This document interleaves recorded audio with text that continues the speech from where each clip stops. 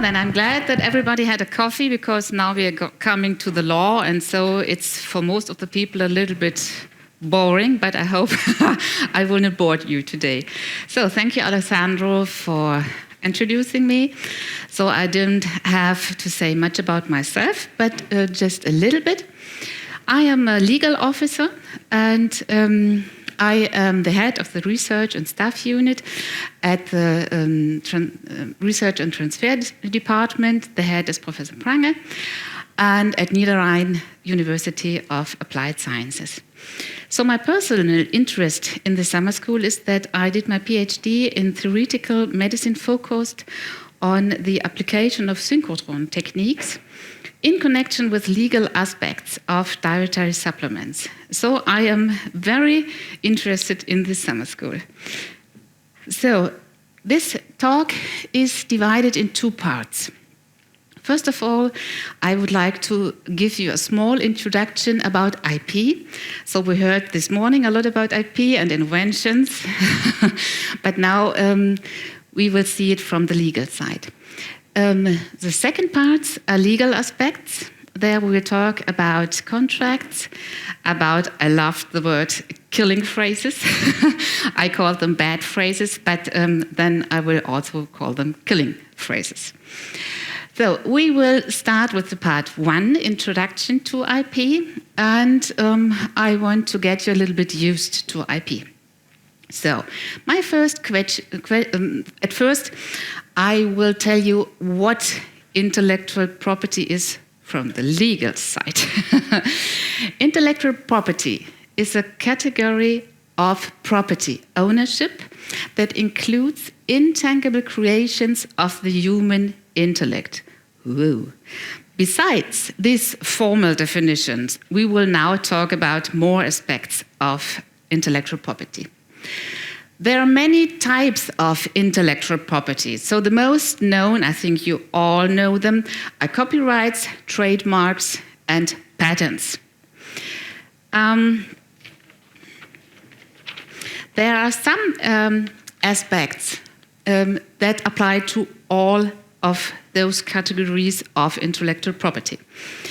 The first is the owner of the IP is the inventor, or the lady who invents, the creator of the invention, or the legally entitled person. These may be two different.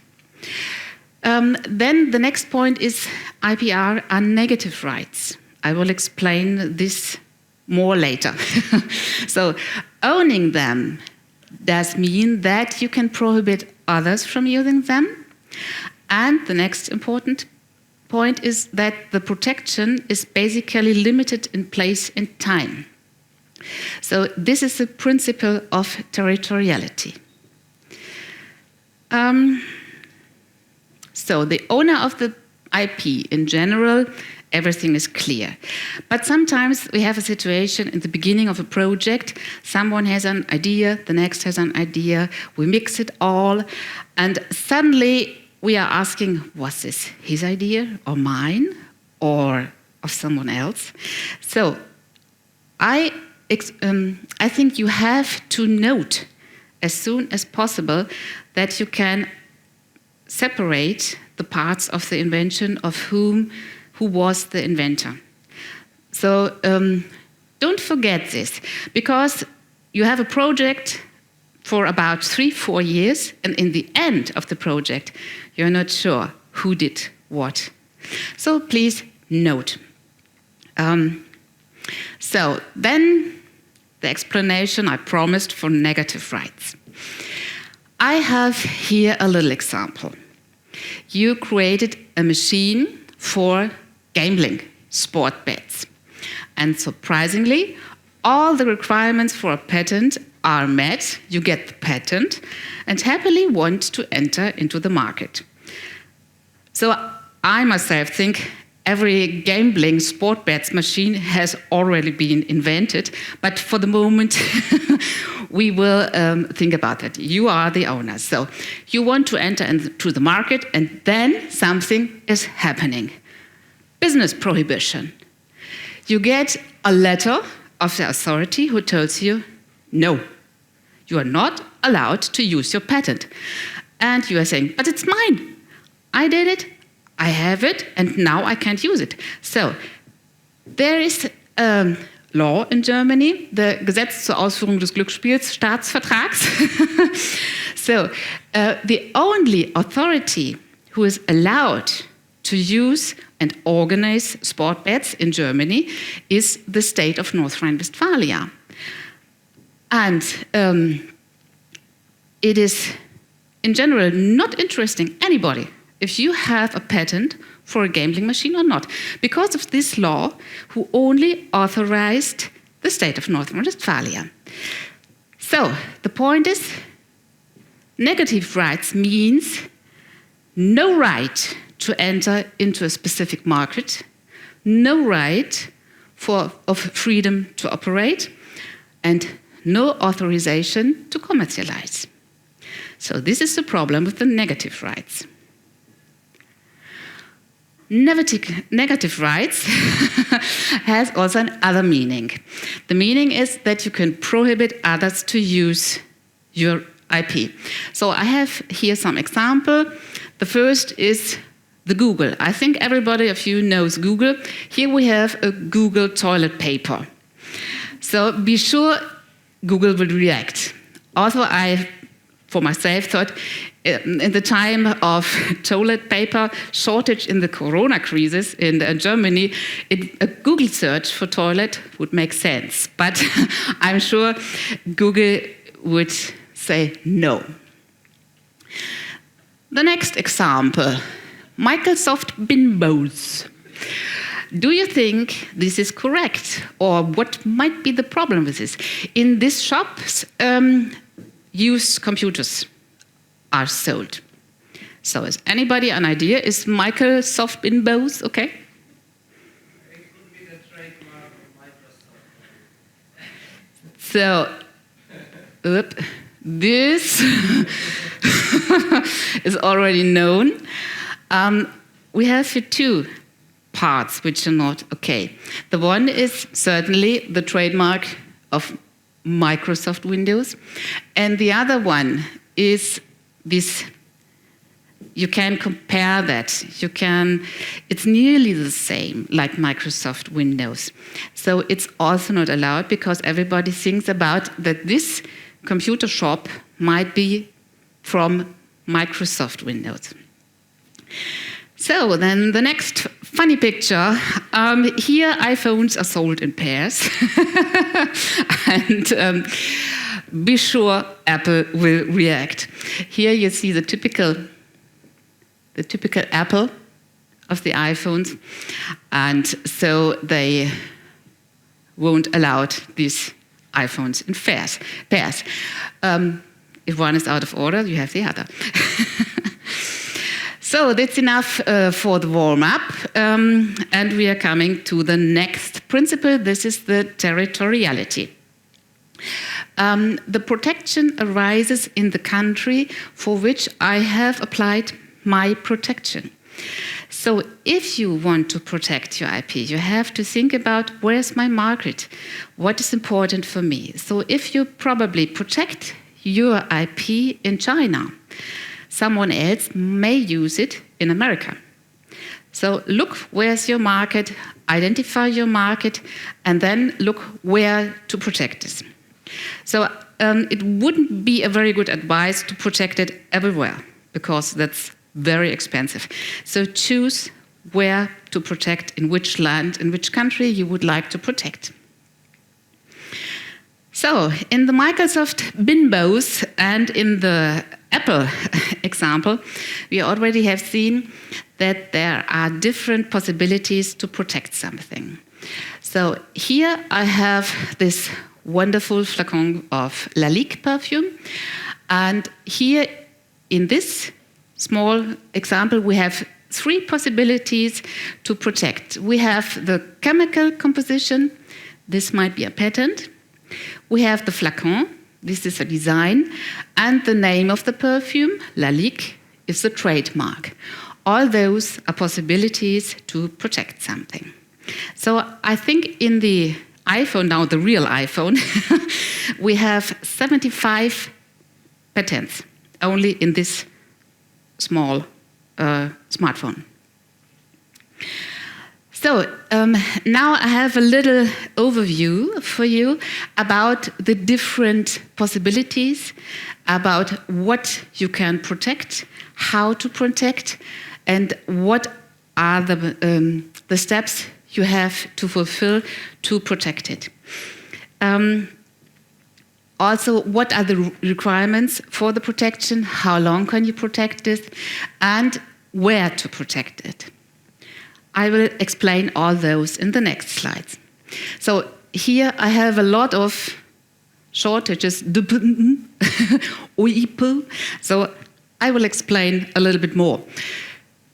The DPMA is the German Trademark and Patent Office, which is seated in Munich, Germany. The EPA is the European Patent Office, also seated in Munich. I understand that. Munich is my birthplace, pretty city. And then the WIPO, World Intellectual Property Organization, Geneva, Switzerland. And the EUIPO, European Union IP Office in Alicante, Spain. So, now we come to the legal declaration of an invention. A patent is granted for inventions. An invention is a technical teaching to solve a technical problem. So, and the next is, the invention has to be new. This is very important because everything you talk or write or what kind of ever destroys your novelty. And now I will tell you a little story how a comic destroyed an invention. So in 1964, the Danish inventor Carl Kreuer developed a new method for salvaging sunken ships. He said the ships have to be lifted with foam balls or plastic balls filled with gas into the sunken ship with a tube, and then the ship will get up. He registered the invention with the patent office in November in 1964 and extended to protection to other countries. In the Netherlands, there was a guy who loved comics and read them everywhere, so he was very used to all comics, and he put a spoke in his wheel. After an examination, the patent expert says, no, because the process is not new. Why? The process has already been described in a comic, far before Carl Kreuer's invention. The sunken yacht from 1949, Donald is shown lifting a ship, Uncle Scrooge's yacht, together with Tick, Trick and Track, according to the identical principle.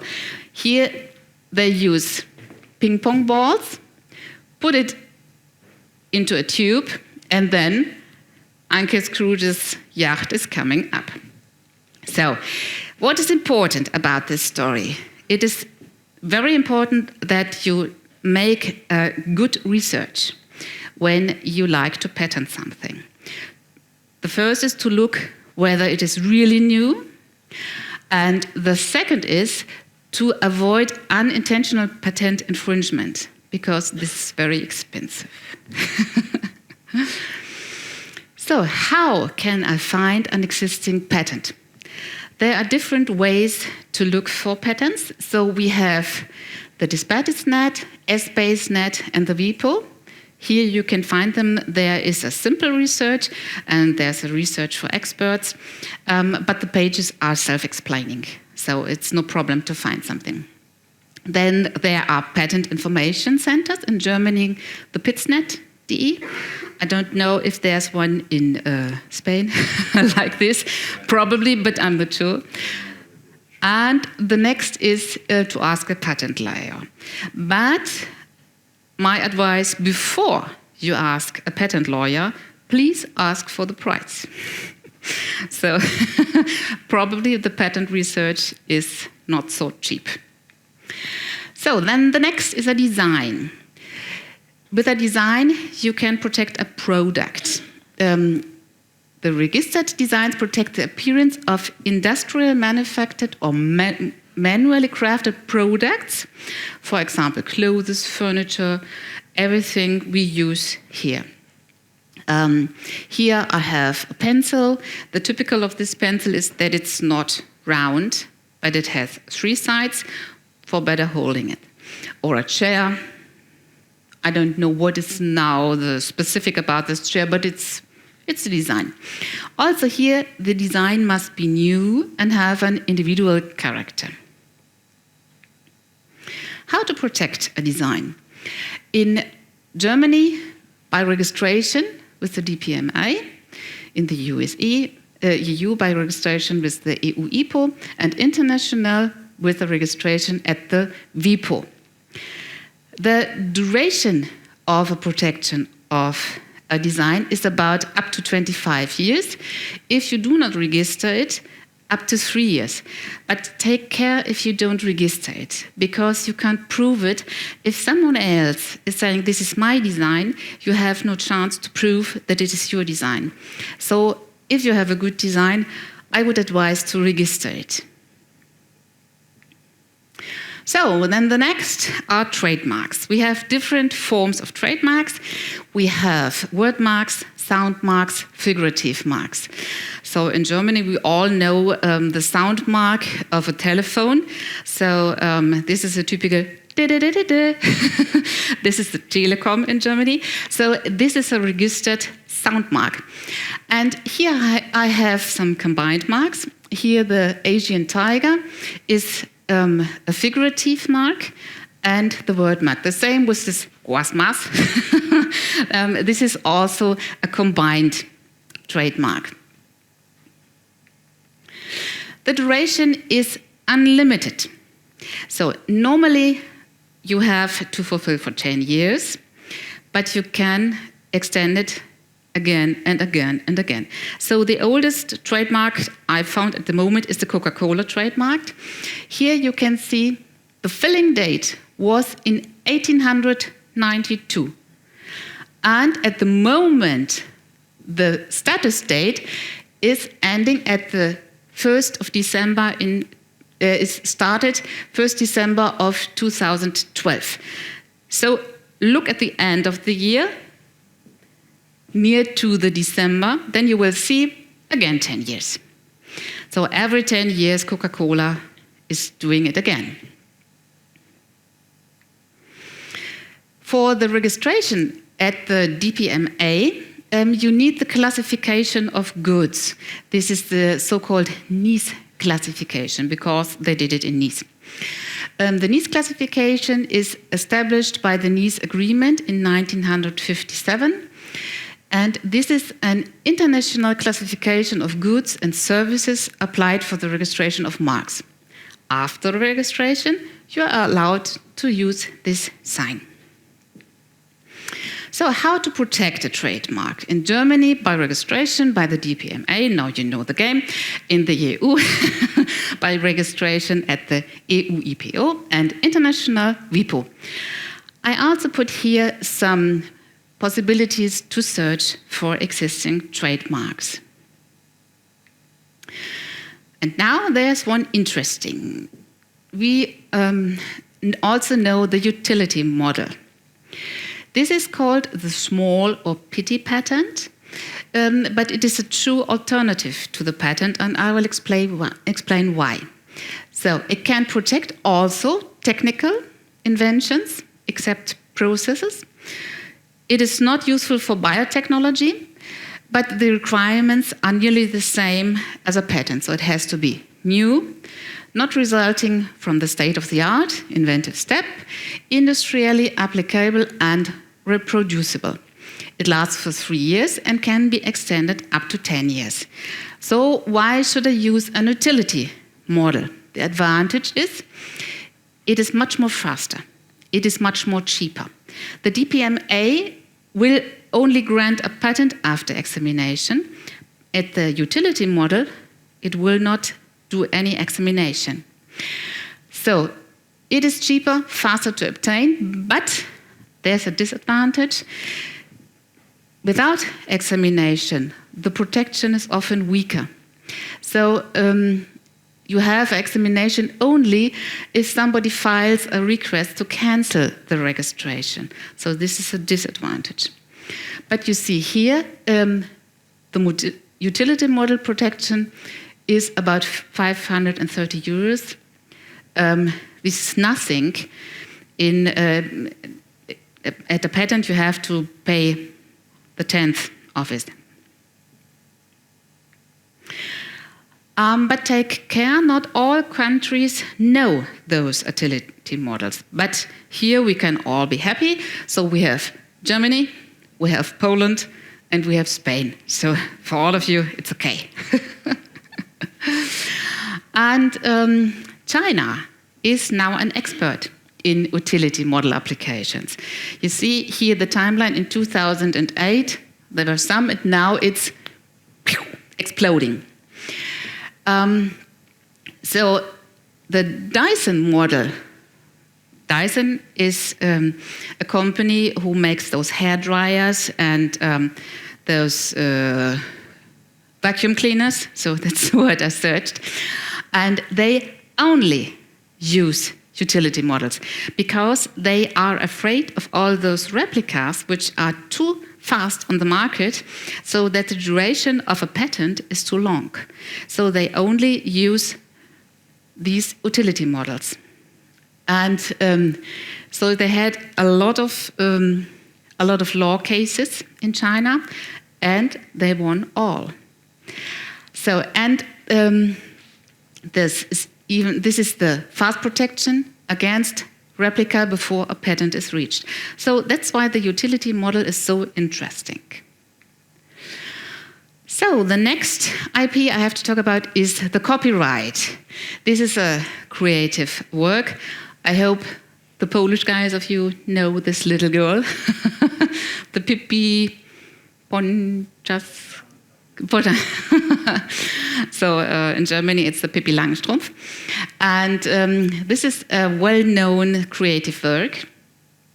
So the copyright is for works of art, literature, and also for science. How does it come into existence? At the moment of the creation of the work. There's no registration needed, and the duration is 70 years from the death of the creator. In Spain, there's a special rule. In Spain, you are able to make a registration for a copyright to register when the work has ended. So this is very good. If you are in a law case and you want to prove that this was your work. So then in Spain, you can say, I did this in 1981, and the other says, I did it in 1990, so he's out. It is not bad to do this because you have the security that you can prove your work. So then I have two more forms. This is the plant variety protection and the topographies, but I think this is too much for today. Those are very specific. So the question for you is, for the researchers interesting, is the question, should I publish or should I patent? You have learned that if you publish, it's over with the patent because it's not new anymore. A submission of a manuscript or a grant application is no problem. But if something gets into a bigger authority, then it's audience, then it's over. Timing is the most important point here. Normally, I have to tell you first file, then publish later. Because if you use the utility model, it's fast enough. If you publish first, you have no chance anymore. So, then, any questions to the first part, or shall we jump into the second part? Yes? So,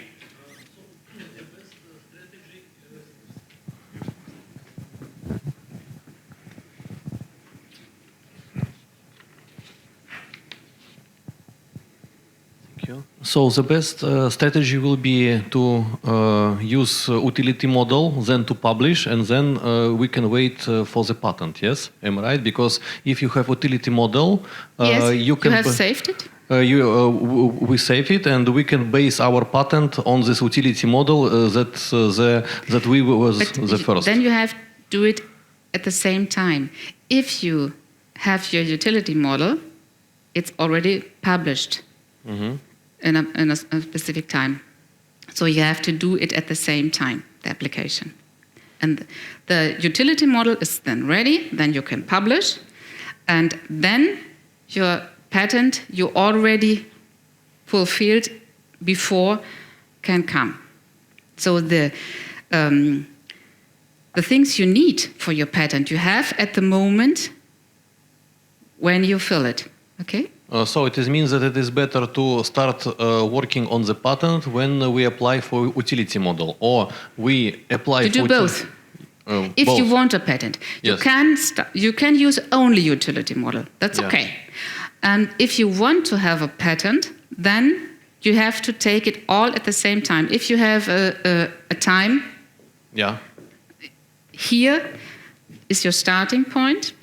Here you do work on your patent and you work on your utility model. Then here is your utility model. Here you can publish. And in this time, your patent is running, and then you get your patent. Okay. And the things you needed before, you already had here. Because the novelty in this time was there. Okay? Okay. Thank you. I have a question regarding the protection on different markets. I understand that, for example, if there is a patent at the US and this intellectual property is not protected within European Union, I can just simply start production based on this patent, yes, here in Europe and selling Yes. it. But not selling to America then. Exactly. And it works also when somebody, for example, will forget to extend it and it will be finished. So how it works, for example, if there is an intellectual property protected in Europe till the end of the year and on the 1st January it is not extended and I will start the production to introduce this product on the market, does the owner have like still the time for the decision for the extension, or it has to be continuation? So it can't be like this, that I'm not protecting this year, but I will come back and start protecting it again next year. Well, So if you don't extend, then it's over. Okay. You can't extend something that had already finished. Okay. And another question, do you know maybe where this money goes when I pay for the protection on the European market?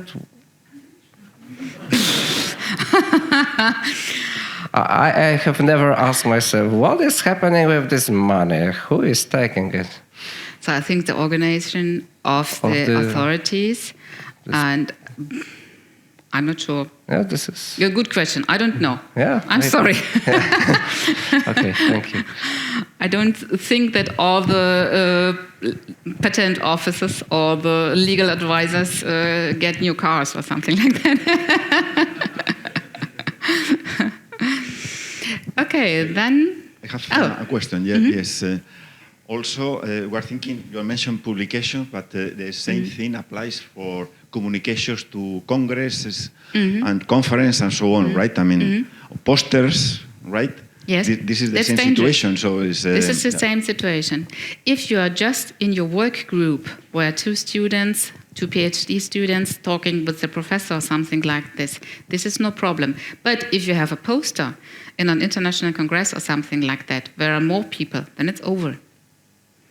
So that's a good idea. It's important. I mean, at Alba, sometimes we are running very fast to register before a congress, because normally what happens is that the engineer or scientist, they want to go to a congress to present something.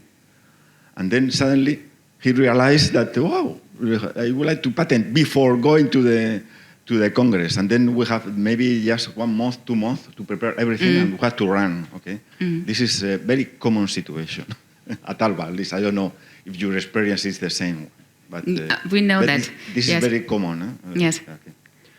So, but it's important that the engineers and the scientists think of a patent before going to the Congress. It didn't happen 10 years ago.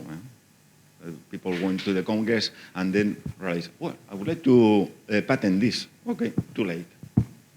Yeah, it's happened before. So it's very important to change the mindset. Okay. Any other comment or questions? I have one, sorry. I have No another problem. one. I don't know if you are to talk about this later on, maybe not, about there is another way, not protected, but keeping secret, which is called the company secrets. Company secrets, yes. You may comment, I don't know if you are going to talk about this later on, but this is the case of Coca-Cola, no? Maybe you can comment on that and advantages and I'm disadvantages. talking about this a of it. little bit about non-disclosure agreements and something like that. If your question is not answered then I come back to you. So, what is the problem with legal aspects and industry? We have normally two parts. The academic researcher goes for publication, and the company goes for patent. So these two are against. So the next problem is academic partners bring into a cooperation with the industry resources that have been created or generated through public funding. So they have specific rules they have to keep, and the industry doesn't understand this very often. So if there's a public funding, it is very difficult to give the industry an exclusively right. So all the industry like to have exclusive rights because they have a better market or something like this, and this is prohibited if we have a funding. So this is normally a big problem in the work with the industry. But however, we can find together. We have to realize those both ambitions. We have to find joint solutions. We have to identify the activities where the partners need each other. We have to come to an agreement on terms how each partner protects its own interest. And now these agreements are my theme. So what do we need? What do we have to think about if we want to get into an action with the industry? So what are the common goals and interests? Who will take decisions?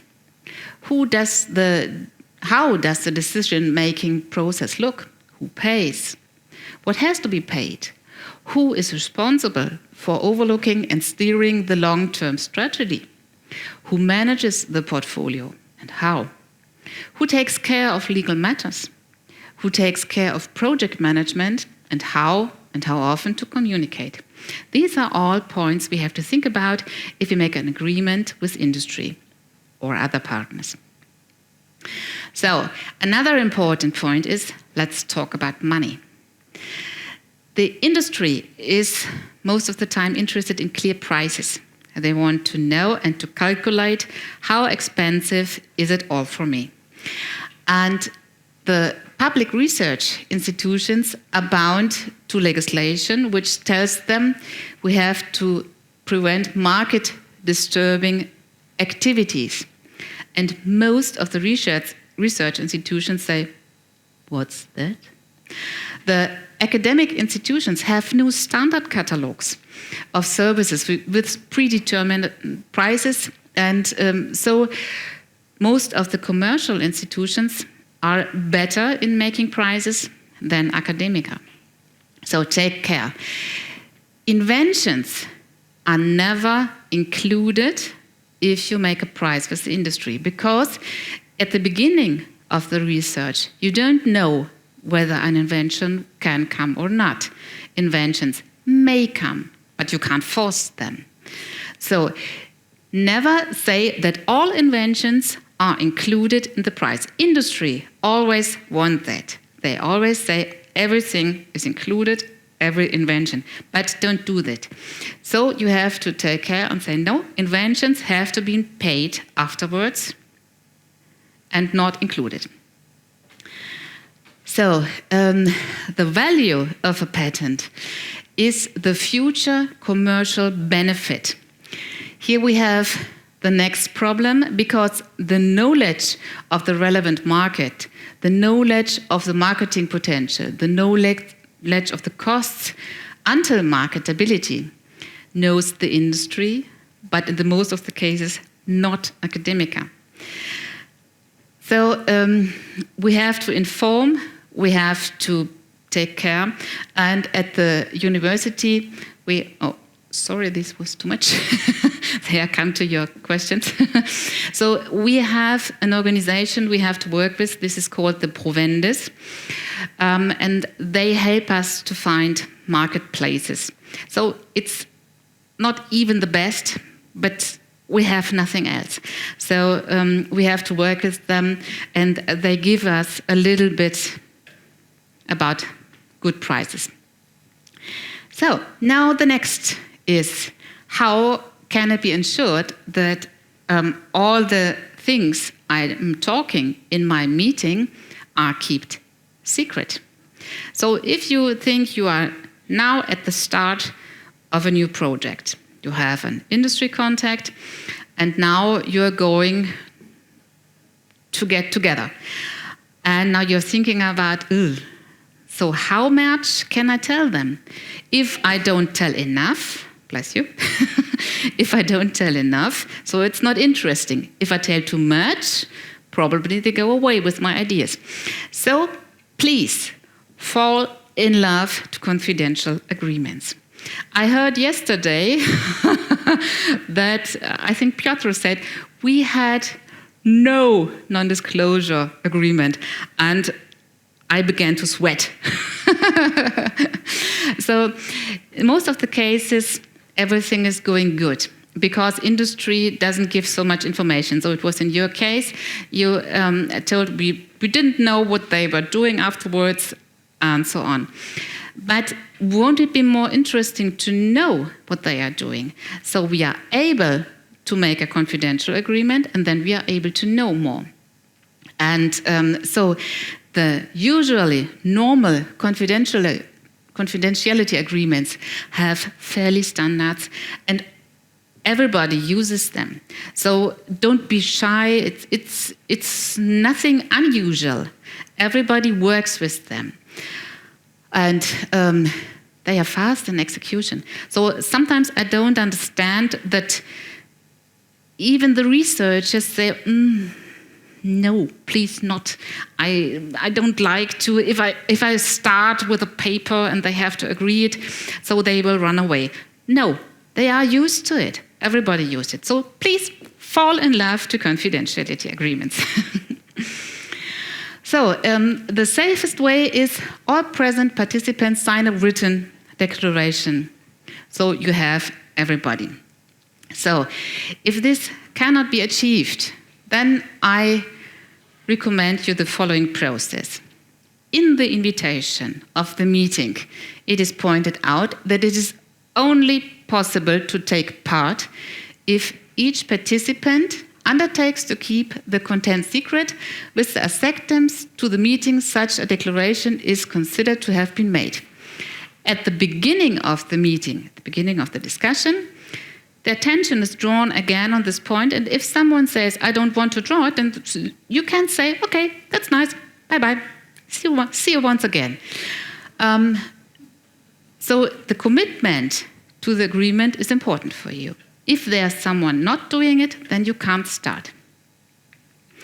So finally, in addition, it is recommended to record the minutes, and in a subsequent letter of the meeting, that all participants have to committed themselves to the secrecy. Write it down, then you know everybody's there. So what are the important themes in such an agreement? of non-disclosure or confidentiality agreement. One point is the duration of the secrecy. A lot of industry partners love having without an endpoint. So it's for until all of us are dead, our children are dead, and something like that. This is for the university very hard, because who will look at that? We have often researchers who have a contract for about 2 years, and they leave, and the next one comes, and so on. Who cares about this agreement if it is for 15, 20, 100 years? So usually we accept 3 to 5 years. I can explain why we take these years. If you want to patent something, you need about 1.5 years. To be safe, we double this time, so we have 3 years. And if we have a very long time for doing something, probably for an airplane or something like that, then we say, okay, 5 years. But then must be an end, not unlimited. So, the backbone of each collaboration is a good legal framework.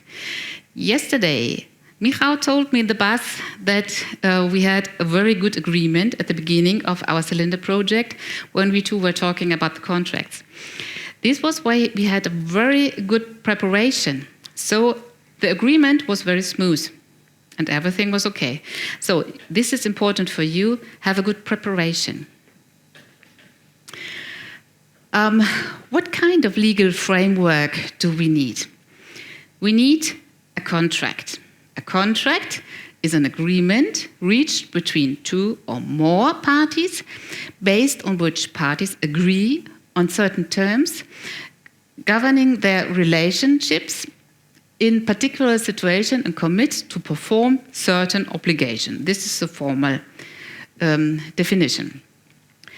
A valid contract is legally binding, what means the parties have the legal right to enforce it by demanding fulfillment of the obligations agreed. If you have a non-valid contract, then it's difficult. So it's important to have a valid contract. So contracts usually are bilateral between 2 parties. Sometimes we have a lot of more parties.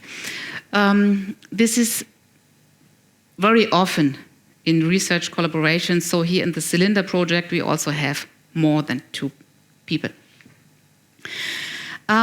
It is possible to use templates or model agreements. A very good contract from my point of view is the DESCA model agreement, because it is a very good, all the interests are very good put there inside. So I think the DESCA is a good model. I take care there can never be a universal template for all the situation. Your project is specific, with specific needs. So you have to take care that your situation is good combined in the agreement. So I know that not everybody has a lawyer at home, but if you have a big project, a legally advice is strongly important, strongly advised. It's not enough to ask Professor Wikipedia and Mr. Google to have a good contract. And don't forget, this is your starting point for a good collaboration. So concerning IP, what do we have to do at first? In the planning phase of your project, you have to discuss with all the partners what IP can probably be expected. And then you have to think about what do we bring into the project and what exists already and what will come out. So this is called, from the lawyer's point of view, the background, what you bring in, and the foreground, what you bring out. For these 2 points, you have to find regulations in your contracts. So now I have some phrases for you. And with the wonderful word of Jessica Fries this morning, these are now not the bad clauses, but the killer clauses. Probably we look at Article 1.1. So I read it from there, then you don't see my back all the time.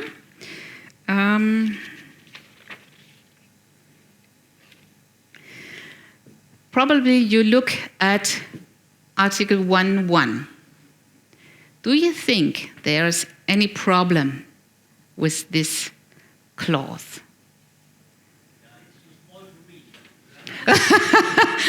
Okay, I'm very sorry. So, then I will read it slowly. Work results shall mean all results of a protected, protectable and non-protectable nature obtained by the high school or a third party acting on behalf of the high school in the performance of the development works in any form, whether embodied or not, including software, in object codes and source code, including all prototypes, design, preliminary stages and all related documentation. So now, any idea?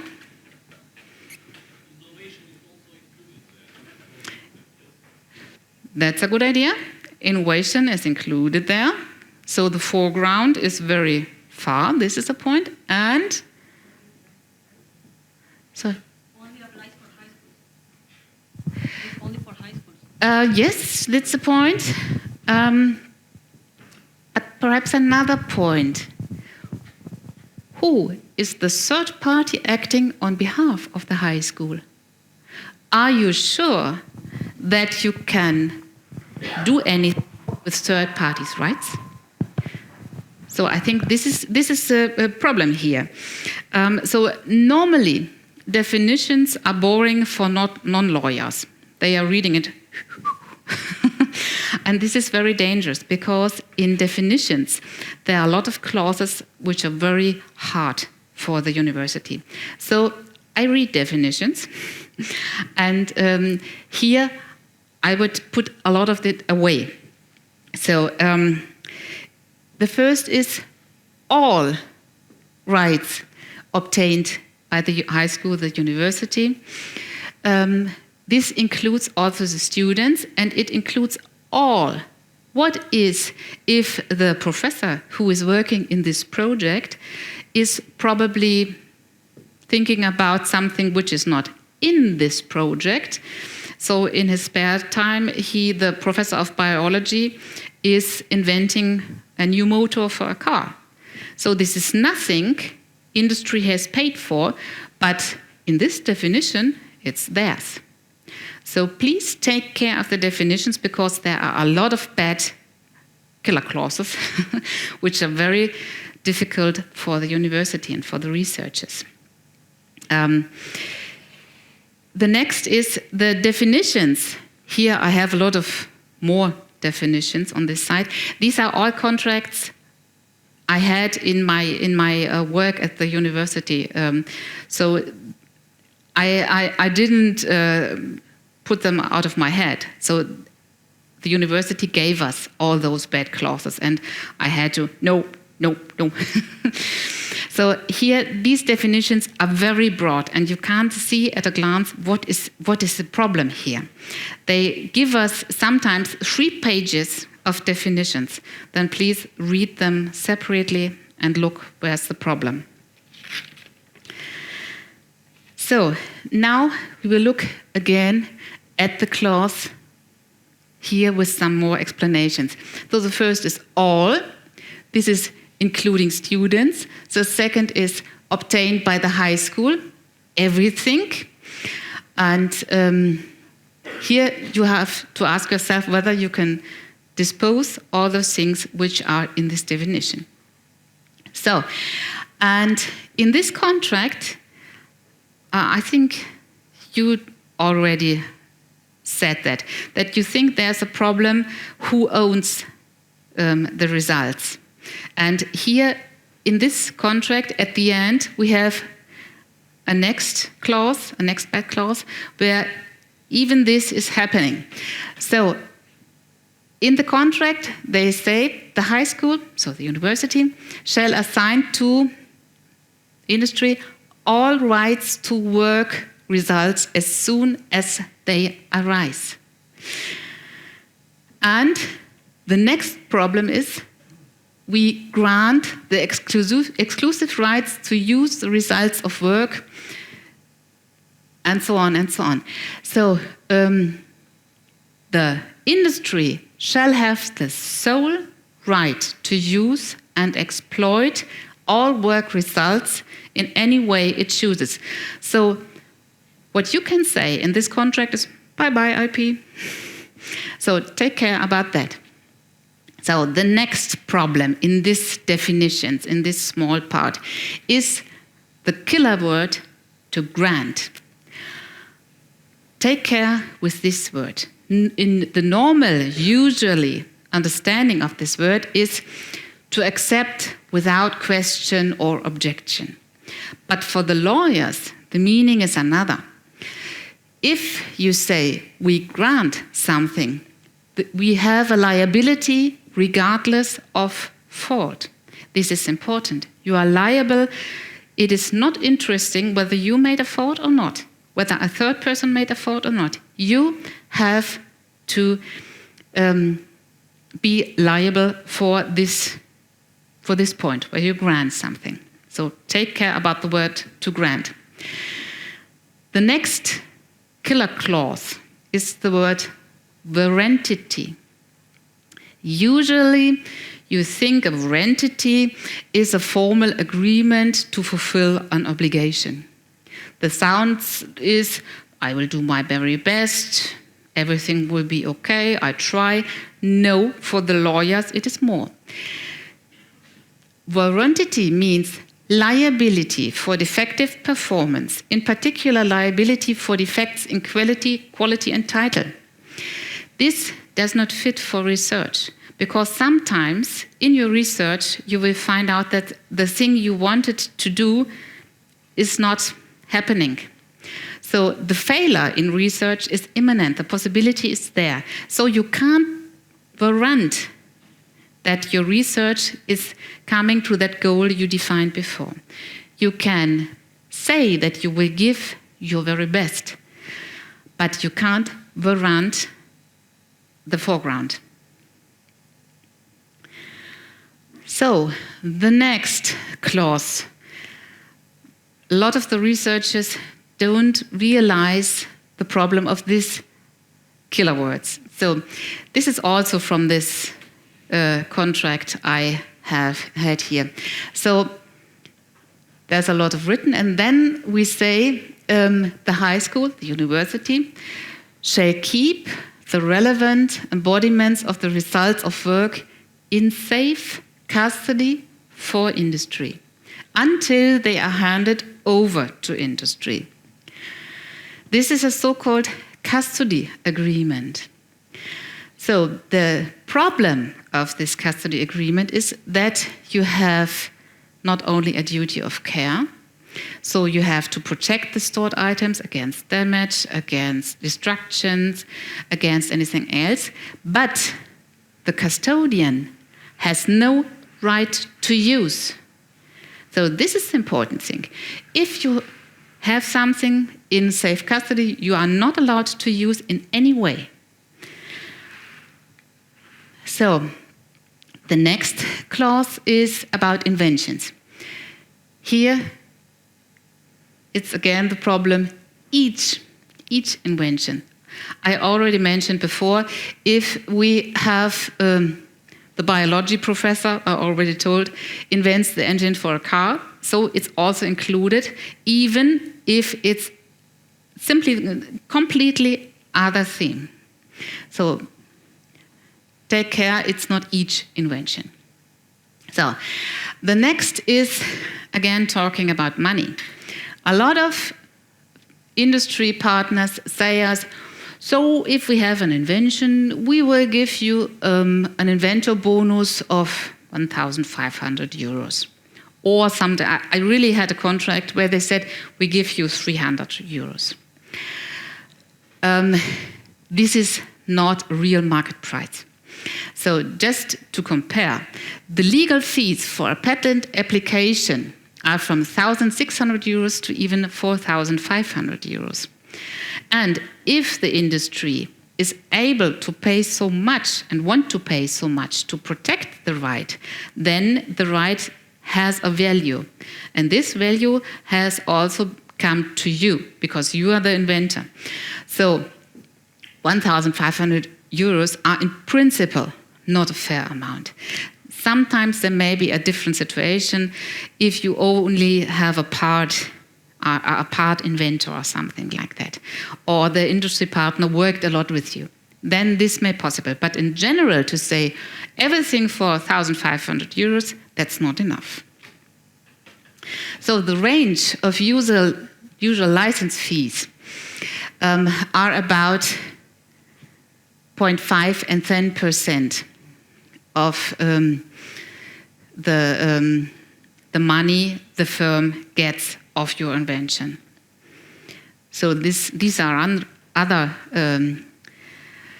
rates than 1,500 euros as a lump sum. So then we have the next bad clause.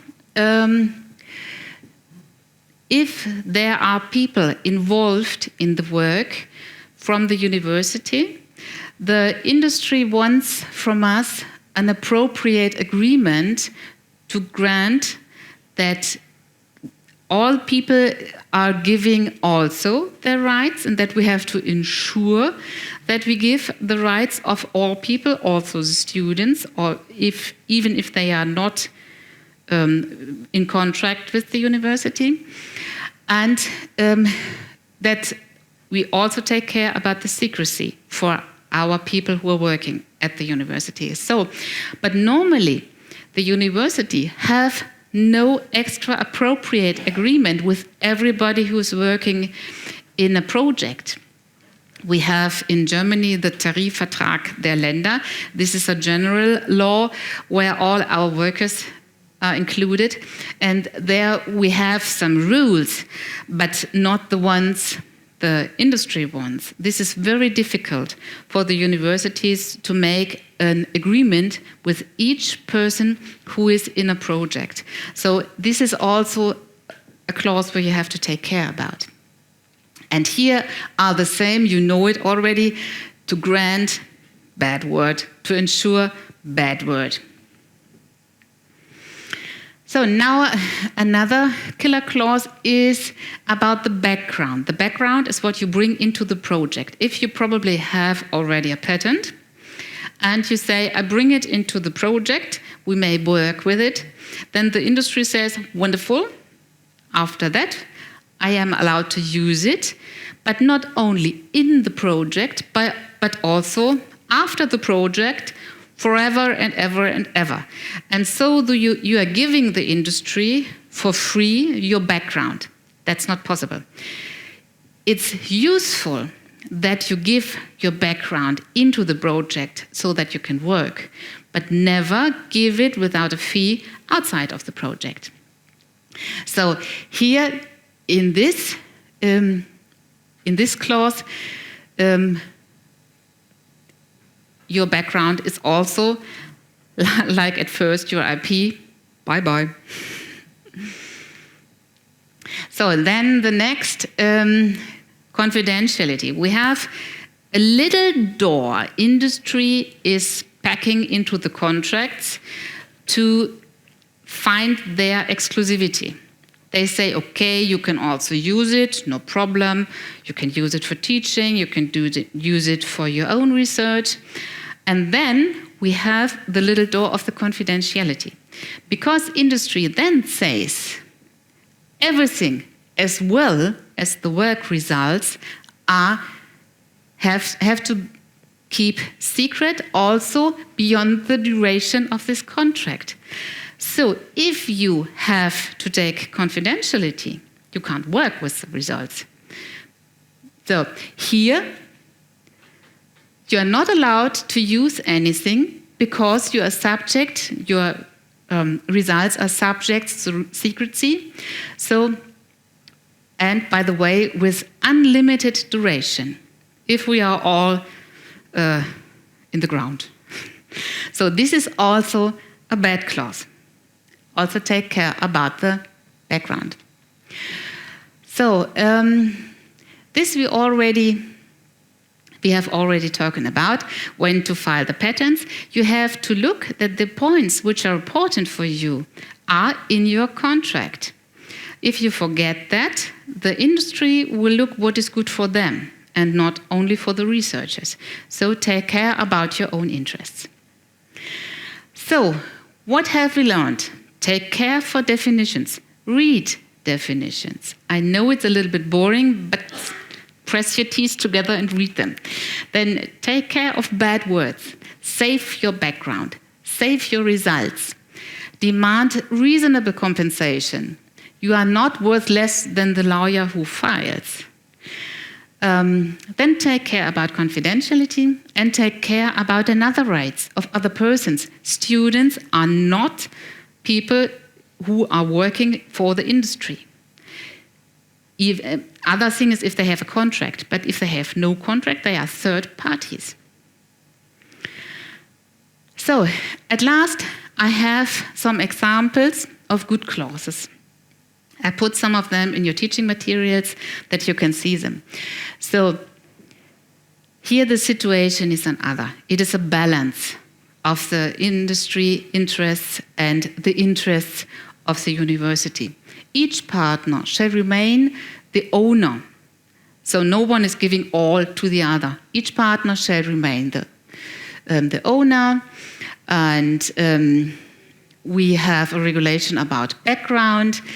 If we need to work with the background afterwards, then we are entering into a license agreement with reasonable conditions as customary as in the normal market. Inventions that are made only by one person, one party in the course of this agreement, in connection with the R&D activities, not everything, not the professor who is making his engine. In connection with the R&D activities shall solely belong to this party. Inventions which are made jointly by employees of both parties in the course of this agreement, in connection with the R&D activities, shall belong to both parties jointly. So these are fair conditions. So they are green and no killer clauses. Next possibilities. Here we have the possibility to use something. The university shall have the right to use it for her own purpose in research and teaching free of charge. So the next point is the obligation of confidentiality shall not prevent the university from processing the results of work in research and teaching. So this is also an important point and a good clause you can use if you have a contract with industry. So the most important for every agreement, take your time. If someone, even in real life, if you would like to have a flat and the person says tomorrow you have to bring back the contract and everything is finished, or even sign now here. No, read the contract, take your time and create trust to each other, and good negotiation follows from good preparation, as Michał and I did it before. So, now a little game. I think it's enough for the first. You know, the barrister is the advocate, the lawyer. Now we are taking away the R and the E and the A, and then we can go to the barista. Now in this time it's the lunch, and have a cup of coffee, and you can be free of law. And then thank you for your attention, and excuse me for all the informations I have thrown on you. I hope it wasn't too much, but I have a lot of things I wanted to talk to you, to tell you, and I hope it wasn't too crowded.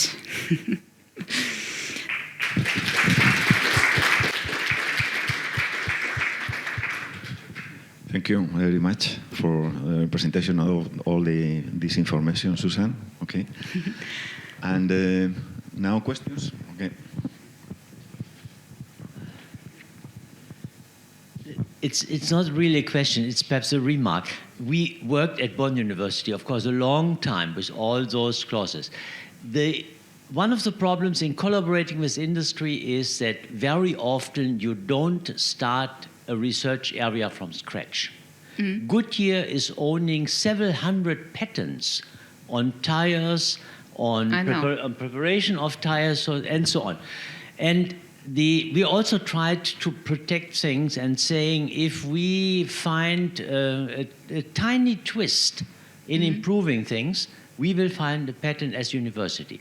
That is absolutely unacceptable. They say we have invested so much money in developing things. What we tried at the end in Bonn is to separate new inventions regarding the technologies of investing or investigating things from the results that are directly connected to the product. That is very difficult to separate, but that was the only thing that was acceptable for industry. They said is we invested so much money and so much work over 100 years in improving our products. And that's the same for catalysis in chemical industry. They are using them for a long time, and our contribution is sometimes tiny compared to what they invested.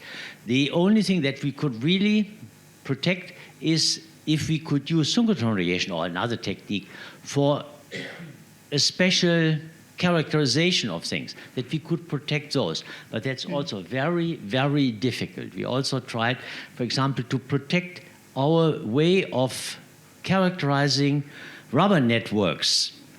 And people say, oh, we have already measured an SS double bond. How are you protecting that technique of analyzing with S3, S4, and so on? Extremely difficult, but that industry is owning already a lot of patents, and the contribution is sometimes very, very small compared to what they have. That has also to be included. That's more a remark. We worked very long also with lawyers at Bonn University, but we could not find the perfect solution. I know this problem. Thank you very much. We see the situations, and I always say we are people standing on the shoulders of a big man, and so our view is better because we are standing on the shoulders, but we know that the shoulders are not ours. So we also have contracts with some industry. They tell us we have spent so much money, so much time, so this must be ours. So we are regulating a little bit these problems with the background. We say this is your background, and this is something you bring inside and which is yours. So we can separate this a little bit more. But I know that it's not this is the theory. And sometimes we are sitting in sometimes several hours and talking with the lawyer of the industry, and then we find a little acceptance from each side, and then we come to a contract. But sometimes several weeks, several hours. So I know the problems in real life. Thank you for the remark. Questions? Thank you. So I would like to distinguish for a while these two situations. The first situation is that this is the university or the research facility, and we are the owner of the intellectual property, and then we are searching for the industrial partner, for example, to implement it in the production or whatever. Yes, but and there is an opposite direction that, for example, we or Alejandro, we are just providing services, for example, the access to the research infrastructure for the company, but the only owner of the intellectual property, after all, will be the company. And usually it is like this, and in our case. And then usually the one who is or will be the main or the only owner of the intellectual property, this is the one who is coming with the proposal for the agreement for the confidentiality. Yes, usually the company, for example, from big pharma, if they would like to use our equipment, they will bring their, let's say, template for this. And we are facing the big problem when they have very strong clauses in this contract. For example, we haven't been touching it today, but sometimes they have something like this, the risk of lost benefits in the future. That, for example, unlimited. So, for example, the guys from the iPhone would like to have the 48th patent in the next generation of it, and they are saying, okay, but if you will fail with the confidentiality, you will have to cover the benefits that we can have in the future from what we are working on. And then when you have a group working on this solution, even with the professor as a head, but finally that was we, the administrators or lawyers, that we have signed the contract. And after all, the group is bringing more and more people, PhD students or students, workers, engineers, and they are more or less aware what is behind, what is the risk behind. And this is the big problem for us, because then the student that was involved, if he or she will be excited because we did something really great for the iPhone. You will see in the next generation there will be 48th patent, and I was one of this, and during drinking beer with a colleague in the bar. And then the university has to cover the lost profits of the Apple company that the company can get in the future. And we have a problem how to deal with that. The first question is, do you have this experience, and what is the practice? Is it really like this, that we can't discuss it, that the companies are not flexible here? And the second question is are there any insurance policies that the research institute could have for this case, that, for example, there will be that we can be somehow secured? Because for the student or for the worker, the limit is 3 months' salary. This is the competitor can say, I will give you this 3 months' salary, but tell me what you are doing with your professor, with the Apple. I will give you 10 times your salary, and you will pay to your employer 3 times because that's the maximum penalty for the worker. So. I don't know, maybe you can comment on that. And first I would like to know, how about this flexibility? Can we push a little bit this, let's say, big pharma to relax or not? So for your first question, I think every contract can be you can change it. We often have some partners who say, this is our standard clause, and there's no flexibility. Then if we say, okay, then we don't do it. We had a big company, they had the same clauses you say, and we said, no, then it's not possible. 3 years later, they came, hello, now we have another contract, is it possible? So sometimes you have to say no. And every clause can be changed.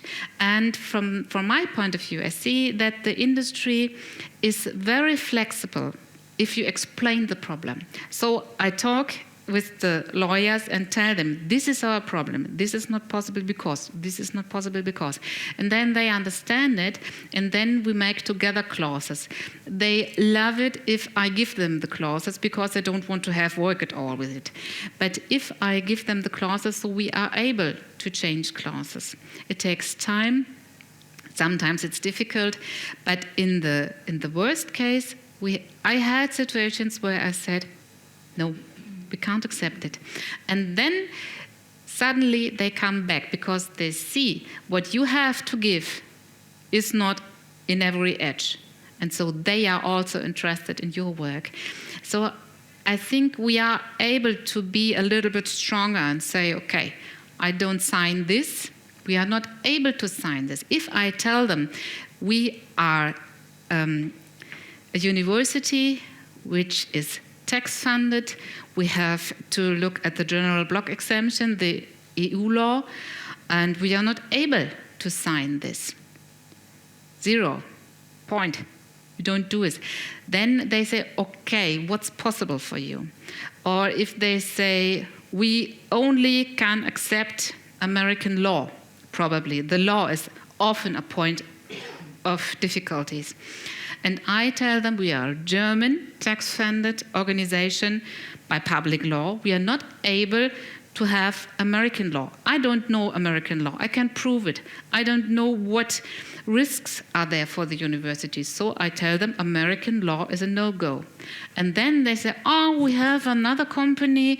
They have a seat in Belgium. Can we take European law in Belgium? Okay, that's fine. So we can do it. So there is a flexibility. I think there are possibilities to do that. Insurance policy for the universities. Have you been investigating? Is there this kind of the product on the insurance market? So we have a general insurance policy at the university, but I don't think that they covers the research. I don't think so. So normally the most of my contracts are in these forms that I say no liability for these damages will come in the future, your situation. I don't agree them because I know that there's a big problem. So this was the first part of the question, and the second part of the question was about third parties, how to protect that the students not come out, oh, I know something, I know the iPhone. So this is also a problem I have, because I make a wonderful contract in my bureau, and sometimes I have the situation that the researcher is doing something completely different. And I can't go to all the faculties and say, take care about this. So sometimes we have a Damocles sword over us, and until now it was okay. But for each situation, you can't have a protection. If you want a guarantee of protection, you have to buy a toaster, then you have 3 years of guarantee, but not in contracts. Probably it's better to look in a system who has to know what. So if you have a simple first semester student, don't even tell them that you're working on an iPhone, something like this. So just give the smallest information for them, and the more dangerous, the less people should know everything. This is the normal way we do it. But I know you can't have the absolutely security in this situation where too much people are involved. I hope this helps a little bit. Any other questions? Yeah. So then... I have... Oh. Okay. You gave us some examples for bad formulations. Maybe, would it be possible then, because you told that all the results suddenly belong to the company, would it also be possible if you've got some third-party patents or knowledge that they own it also with this kind of bad sentence?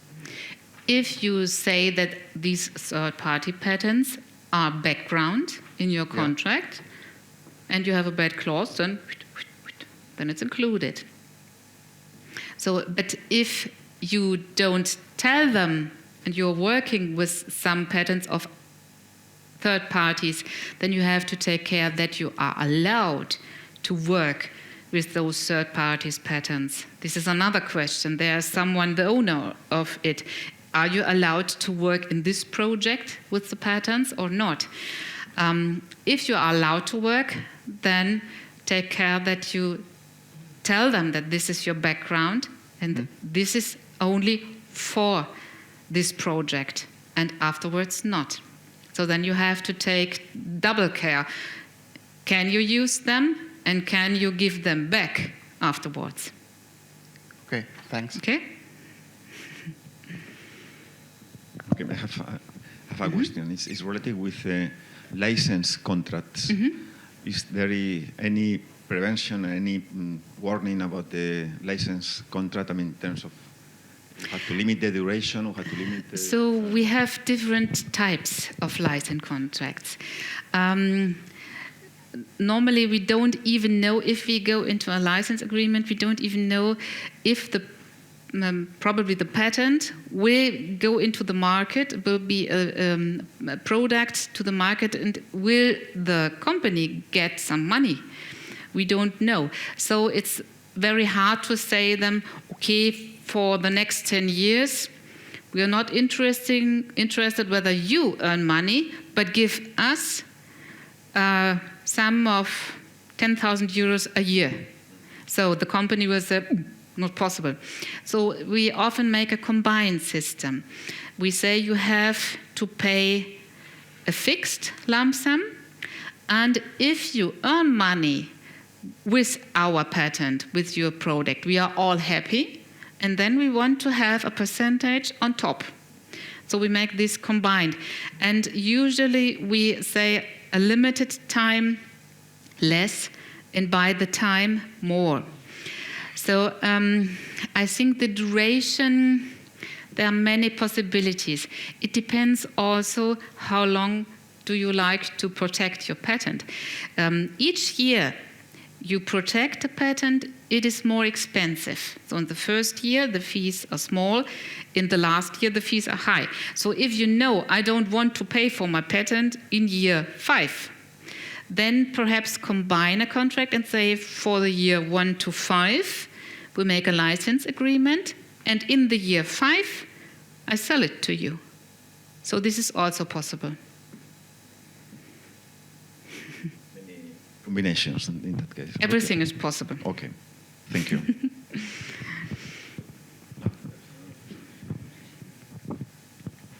I just would like to touch these license contracts that you are talking about, because I think that this is something that we, as an organizers of this summer school, this is something that we really wish to all the participants. This is probably everyone in this room is dreaming to have something like this. I have my intellectual property, I'm selling it to the company, and I have a percentage from the benefit that I'm just staying in the armchair with a glass of beer, watching the movie, and the percentage is coming. And my job is to produce the next intellectual property, to license it to the second company, and to have the second glass of beer, and then I will produce the third intellectual property, and so on and so on. It is not so easy, but it is very, how to say, very nice to increase the motivation to go this way. But the pragmatic question is if it will happen, or maybe it has happened in your cases. Do you have this mechanism for tracking this income? Because we always say, okay, the company will give us 5% of the, in fact, usually we say not the income, so the difference between the incomes and the costs, but we are taking like 5% from the turnovers, so from the, let's say, the volume of the selling, yeah. So I don't know what's the turnovers that's with this product, yeah. But should I have in my contract or the mechanism, the access to the accountancy and how it will be executed in the future? What is my right to step into the accountants and say, okay, give me your financial reports whenever you are selling, because maybe you are only presenting the data from Germany, but you are selling 10 times more in the US or in Thailand. So we usually don't think about the mechanism how to execute that, because we just think, okay, 5% of the future turnover is dot. Are you going further, Susanne? Or? Yes, we do, and I think it's important to do that because there are the problems you say. So, as a third party, you normally have no right to ask for any financial agreement things the company has. So why? They say, no, it's ours. So first of all, we want to know, sometimes we have also with our patents combined contracts where we say we get a lump sum for the patent at first. And if it's really patented, we get the next lump sum. And then we make an obligation to industry to inform us when they have patented. And they do it. I also check a little bit, but normally they do, everything is fine. And the same would be if you need some information of the company, make an obligation into your contract that they have to give you the information. If you have to go and ask, would you please give me something, you will never get anything. The first one is in holidays, the other one is not there, the next one forget it, and so on and so on, and you have to look and to look and to look, and you will get nothing. So make an obligation into the contract and make a system. In the worst case, if it's very difficult, then to think, so I think you don't hear me anymore, okay. Then you have to find someone external who is proving the value in the contract. So, but this is only if you have a very big patent. For small patents, it's a normal. The normal mechanism is better to make a lump sum, because most of the industry don't want you to have a look into their papers, and then you have to think about, is that enough or not? And so this is your point of negotiation, a little bit the Turkish bazaar sometimes. Thank you.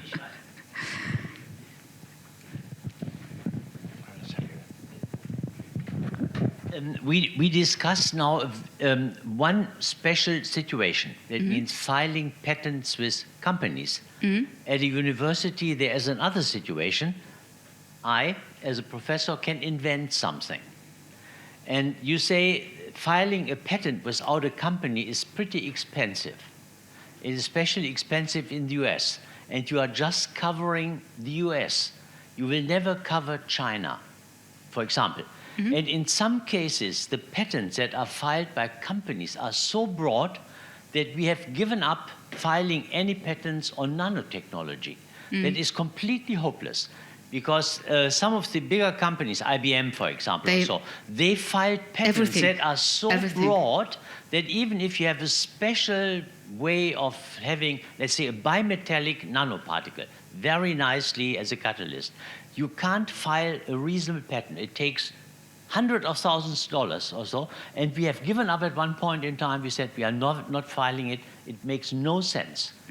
If you have a company, what we discuss now, as you work with a company, they have better experience or so, and then they file a patent that is so broad that you can't really recognize what you have contributed to it or so.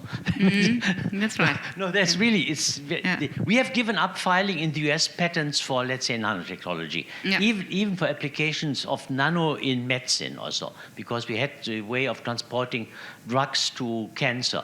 It's so broad, filed by other companies, we have given up. Yes, and I had the slide only for the utility models, but if I would have done the same slide for the patents, you will see the same. So a lot of, most of the Chinese companies, they patent everything. This is a strategy. So I won't say if it's good or not, but they are doing hundreds and thousands of patents. So this is really a problem. This is very important for the research, whether your invention is new or not. So this is the problem, that there's often everything already on the market. Yeah. Yes. Yes. any other question? Or everybody likes to put his head onto the table?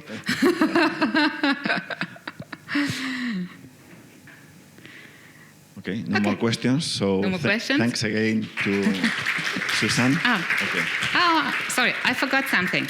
I brought you something from the German Patent and Trademark Office, and this is a little folder, Industry Property Rights at a Glance. So who wants one?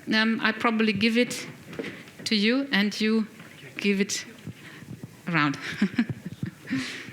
Okay.